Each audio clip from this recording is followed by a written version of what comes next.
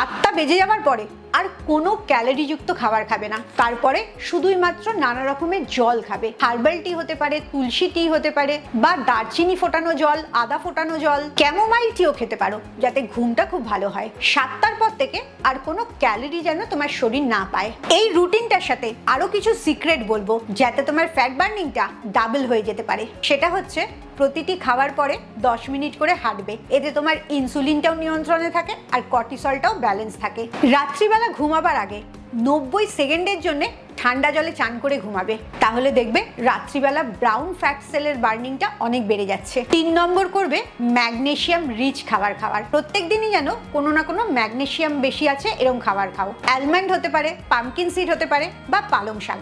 Magnesium যুক্ত খাবার তোমার স্ট্রেস ইটিংটাকে কম করতে সাহায্য করে। আর লাস্ট সবচেয়ে গুরুত্বপূর্ণ যেটা, রাত্রি 11টার আগে ঘুমিয়ে পড়বে। 11টার পরে হলেই কিন্তু ফ্যাট বার্নিংটা ধীরে হয়ে যাবে।